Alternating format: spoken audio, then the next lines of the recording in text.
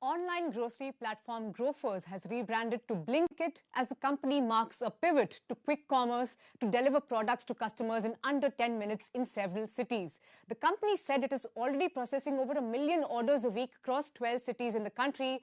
Well, we have with us CEO and co-founder Albinder Dhinsa.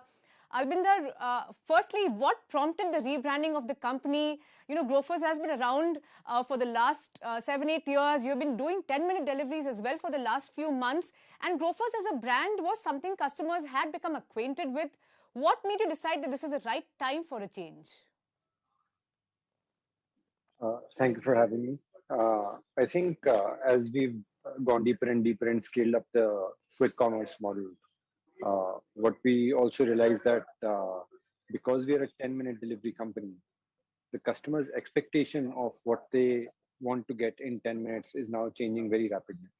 So it's not only about just grocery, while grocery is still a very, very significant chunk of it. I think customers are looking for other things that they also need within 10 minutes. So we wanted to do the brand name change to indicate to both our customers that we are a fast delivery company, and at the same time internally to reorient ourselves that we are not just about grocery anymore, and that we are we are going to do whatever it takes to make sure that customers have more options available to them under 10 minutes. Okay, so you wanted to move away from the grocery branding that is associated with Grofers. Any early feedback from customers? I know you've just launched it, but any early feedback that you're getting? I think it is too early to be able to say. I think Blinkit, we are rolling it out so that we have customers who are familiar with Grofers are also not getting disoriented, suddenly landing on a different color and brand name. But I think it's a little too early to be able to say anything about this, about how the customers are perceiving. But we expect that they're going to like it. What's not to like? You get the stuff in a blink. Okay. And also, Albinder, with this rebranding, you've said that your team and the infrastructure is now being repurposed to pivot to something with what you've called a staggering product market fit, which is quick commerce. So is this now going to be a complete departure from the planned purchases model, or will you give users the option for that? We have already deprecated the entire planned purchase business model. So we are now only about instant commerce. And this is the only focus for the entire organization right now. Okay, so only instant commerce. And you said you want to go beyond groceries. So what are some of the other categories that you're seeing high demand in from customers? I think more than categories, what we are seeing is that since consumers are getting a lot of stuff in 10 minutes, their expectation of what all use cases a quick commerce platform that delivers in 10 minutes can serve for them, that is going up, right? So for instance, we sell, now we are able to stock everything from Dettol to some OTC pharmacies as well.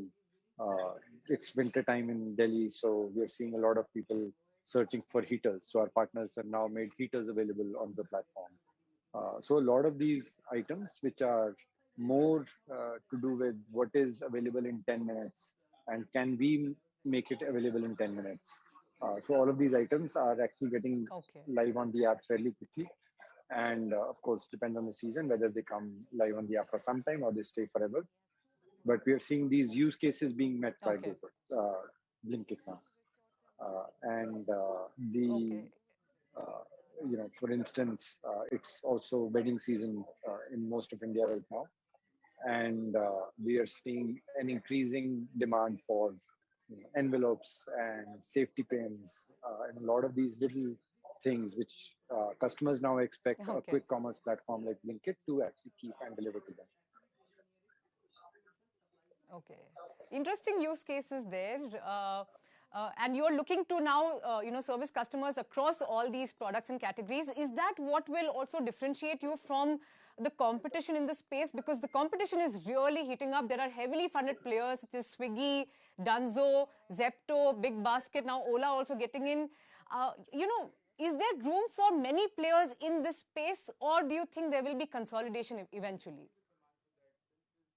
See, fundamentally, we are not looking to differentiate ourselves from anybody. I think we're looking to best build the best possible solution for our customers. At the end of the day, the customers are voting with their wallet, and what we seem to be doing seems to be working in a very sustainable way, both for us, for our partners, and for the customers. Right? So I think we just follow our obsession of what the customers are looking for. Can we service it? Are we the best place to service it? Can we make sure that they have a delightful experience on the platform? So I think we just follow that lead. We don't really actually track what others are doing or how much competition there is in the market, unless it is something which comes in the way of our ability to serve customers the best.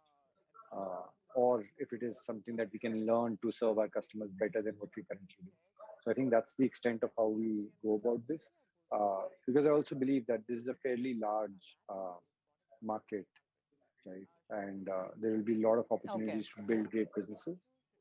So we're not necessarily sort of looking to take share from somebody else. I think the market is growing, and if we are able to, uh, build something which our customers value, I think that is going to make us a successful business. Not looking at the rearview mirror or the sides to see whether we're competing with somebody. So, Albinder, you may not be looking at competition, but the competition is definitely looking at you. Everyone now wants to do 10-minute deliveries. And I asked about consolidation because you also had the last time, we had you on the channel, you said that you're keeping your dialogue and the channels open with your investor Zomato for a potential merger with them. Now, with this rebranding and this pivot, what does that timeline look like now? I don't remember saying anything like that, but I think we are always keeping the dialogues open on all ends. We don't need capital right now. I think we're doing very well as a business, both in terms of growth and having sustainable economics in this category. And I think we will just keep our nose to the ground, make sure that we are listening to our customers, be obsessed about making 10-minute delivery, which is the only business of Blinkit now, uh, our primary focus. Right. All right. Arvind, lastly, I have to talk about the issue of gig workers, and we did talk about it the last time as well. Today the Supreme Court has agreed to hear a plea by gig workers in which they want companies to recognize them as workers, unorganized workers, and establish an employer-employee relationship. I want to ask you, what are your thoughts on this? What could the ramifications be from this on the industry and on companies such as yours if this does come into law? See, I fundamentally believe that if it's the right people to answer and to make the choices are the actual people who work, right? Us as a company, we have on-roll employees on the ground as well. We have gig workers as well, right? And we have consistently seen that uh, it's a choice for different people. Some people are looking for us for full-time employment. Some people are looking at us for only gig jobs because the ones who are actually doing the work, they have different requirements, right? They don't want their choice to be taken away to be a gig worker either, or they don't want their if they're looking for employment, they want opportunities to be available for that as well. And I think they both of these are there and they will coexist. And I think we should we will be obviously we are always listening to our partners, but I think what their requirements are, they matter a lot more. So beyond that, if there's a change in the law, we'll be very, very happy to accommodate anything that we have to change in our operations to to make sure that we are compliant. Okay, so you are happy to accommodate any such changes in law once they come into effect.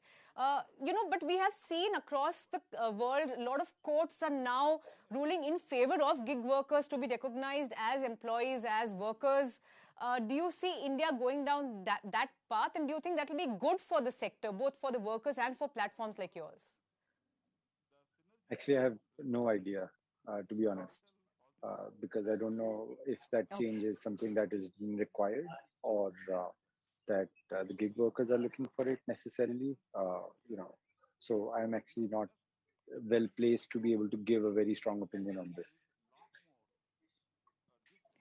All right, fair enough, Albinder. Thank you so much for joining us today, and all the best with your new rebranding and the pivot of your business. Thank you for joining us. Thank you very much.